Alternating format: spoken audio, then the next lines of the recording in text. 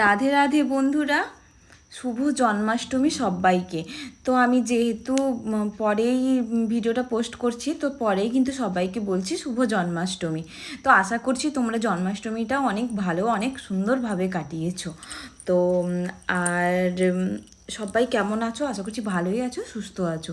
তো আমি অঙ্কনা, আমার অঙ্কনা লাইফস্টাইল ব্লগ চ্যানেলে সবাইকে স্বাগত জানিয়ে আজকে নতুন একটা ব্লগ ভিডিও নিয়ে চলে এসেছি। তো এটা ছিল জন্মাষ্টমীর ভিডিও। তো এটা কিন্তু আমি পুরো রেডি হয়ে যাওয়ার পরে তারপরে কিন্তু তোমাদের সামনে এসেছি। তো আমাকে কেমন লাগছে কমেন্ট করে জানিও। তো এটা পুজোর জন্য রেডি হয়ে গেছিলাম। তো এটা তার জন্য তোমাদের সঙ্গে একটু শেয়ার করলাম। তো এখানে কিন্তু আমি গোপুসোনার জন্য জামাটা নিয়ে এসেছি। তো এই জামাটা কিন্তু আমি আগে থেকে যেহেতু জামা কিনে রেখেছিলাম, তো এই জামাটা কিন্তু নেওয়ার কোনো পরিকল্পনা ছিল না। তো দোকানে গিয়েছিলাম, তো দোকানে যাওয়ার পরে কিন্তু এই জামাটা কিন্তু আমার খুব পছন্দ হয়ে গেছে এক চান্সেই। তো নিয়ে নিয়েছি তার জন্যে। আর নিয়েছি গোপুসোনার জন্যে বিছানা। তো যেহেতু জন্মাষ্টমী বলে কথা, তো গোপুসোনার জন্য কিন্তু নতুন বিছানাও নিয়ে নিয়েছি। আর এই মালাটা যাই পেয়েছি তাই কিন্তু নিয়েছি। আর এখানে নিয়েছি ওই ময়ূরপঙ্খী। আর জানো তো, মানে পুজো যে করতে পারবো গোপুসোনার, সেভাবে কিন্তু মানে আগের থেকে জানতাম না। মানে মোটামুটি ওইভাবে পুজো করব, সেটা যে পুজো করব, কিন্তু এইভাবে পুজো করে যে মনে শান্তি পাবো, এটা কিন্তু আগের থেকে কিন্তু কোনো মানে প্ল্যান ছিল না। তো আশাও ছিল না। তো ভগবান বলে না, ভগবান চাইলেই সব কিছুই হয়। তো ভগবান চেয়েছে, তার জন্যেই কিন্তু আজকে আমি সুন্দরভাবে পুজোটা করতে পেরেছিলাম জন্মাষ্টমীর দিন। তো এখানে গোপুসোনার জন্যে কিছু প্রসাদ বানাবো, তার জন্যে কিন্তু সমস্ত কিছু নিয়ে এসেছি। তো তোমাদের সঙ্গে শেয়ার করলাম। তো যেহেতু সমস্ত কিছু পাওয়া যায় না, আমি যেখানে থাকি পাওয়া যায় না বললে ভুল হবে, কিন্তু দোকান টোকান অনেক কিছু বন্ধ ছিল, কিন্তু তার জন্যেই আশাটা ছেড়ে দিয়েছিলাম। তো যেমন করে হোক করে নেব সেটাই ভেবেছিলাম, কিন্তু ভগবান চেয়েছে, তার জন্যে কিন্তু আমি দোকানে যাওয়ার সঙ্গে সঙ্গে আমি যেগুলো যা যা চেয়েছি তার থেকে বেশি কিছুই পেয়েছি। তো তার জন্য কিন্তু মনের মতো করে বেশ পুজোটা করেছি। আর এখানে দেখো, ওই গোপাল সোনার জন্যে একটু হালুয়া মতো বানিয়ে নিচ্ছি, না কি বলে জানি না এটাকে।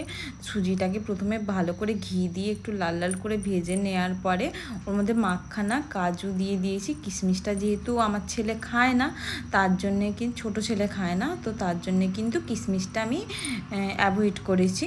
তো তারপরে ভালোভাবে ভেজে নেওয়ার পরে তারপরে অল্প একটুখানি কিন্তু দুধ দিয়ে পুরো ঝরঝরে সুজি বানিয়ে নিয়েছি, সুজির হালুয়া বানিয়ে নিয়েছি।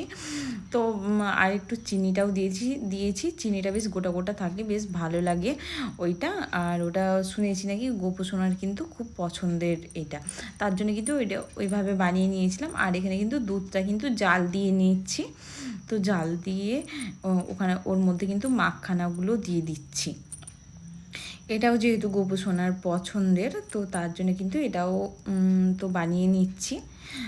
আর এখানে বানিয়ে নিচ্ছি, ডালটা ভেজে নিচ্ছি। তো যেহেতু গোপুসোনার জন্য খিচুড়ি একটু বানাবো, এগুলো কিন্তু আগের থেকে কোনো প্ল্যান ছিল না, জানো তো। ভেবেছিলাম যে একটু ওই হালুয়া আর বানিয়ে একটু ঠাকুরকে গোপুসোনাকে দিয়ে দেবো।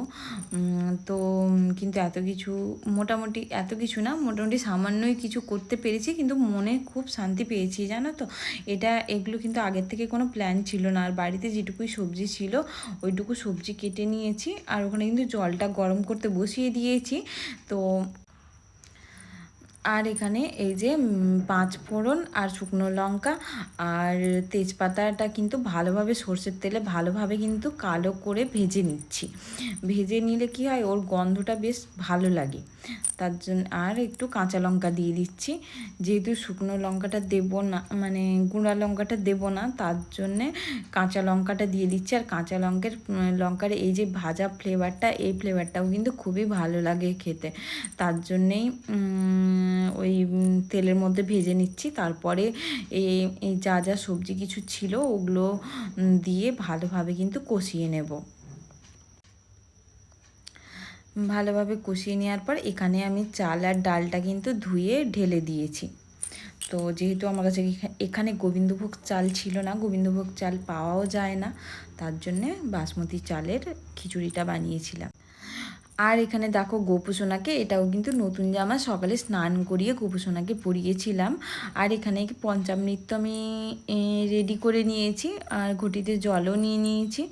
তো গোপুসোনাকে স্নান করিয়ে আবার আসছি তোমাদের সামনে। আর এখানে দেখো সমস্ত কিছু আমার কিন্তু রেডি হয়ে গেছে, গোপুসোনাও স্নান টান করে বসে গেছে সুন্দরভাবে, আর আমার রাধাকৃষ্ণও কিন্তু বসে গেছে। তো আর মালপোয়াও বানিয়েছিলাম গোপুসোনার জন্যে, তো ওটা কিন্তু তোমাদের সঙ্গে শেয়ার করা হয়নি। তো সমস্ত ভোগ রেডি করে নিয়েছি। এখানে দেখো থালাটা সাজিয়ে নিয়েছি, যা কিছু ফুল পেয়েছি তো ওগুলো সাজিয়ে নিয়েছি, প্রদীপ সাজিয়ে নিয়েছি। এটা কিন্তু ঘিয়ের প্রদীপ, আর ওটা তেলের প্রদীপ সাজিয়ে। আর এখানে সবার প্রথমে যেহেতু গণেশ পুজো করতে হয়, তার জন্য কিন্তু এখানে গণেশ ঠাকুরও রেখে দিয়েছি। আর এখানে গোপুসোনা রাধাকৃষ্ণ রেডি হয়ে গেছে, বসে গেছে। এবার পুজোটা করে নেবো। এখানে ছিল ওই সুজির হালুয়া, ঝরঝরে হালুয়া আর মালপোয়া। তো এটা কিন্তু সাজিয়ে নিয়েছি, আর পুরো কর্পূরটাও রেডি করে নিয়েছি। আর এখানে 3টে ফল ছিল, 3 রকমের ফল দিয়ে দিয়েছি, গ্লাসে জল দিয়ে দিয়েছি। আর এখানে খিচুড়ি আর আলু ভাজা, এটাও কিন্তু সাজিয়ে নিয়েছি। আর ওখানে দেখো কাজু আর ঠাকুরের ওই নকুলদানা আর একটু ওই মিশ্রি, যেহেতু ভগবানের যেহেতু পছন্দ গোপুসোনা, তার জন্য কিন্তু দিয়েছি। আর এখানে ওই দুধটা মাখানা দিয়ে যে রেডি করেছিলাম, ওটাই ব্যাস, এটুকুই কিন্তু সামান্য একটু মানে রেডি করতে পেরেছি। তো সমস্ত কিছু কিন্তু রেডি করে নিয়ে পুজো করে নেওয়ার পর এখন আরতি করে নিচ্ছি ভগবানের।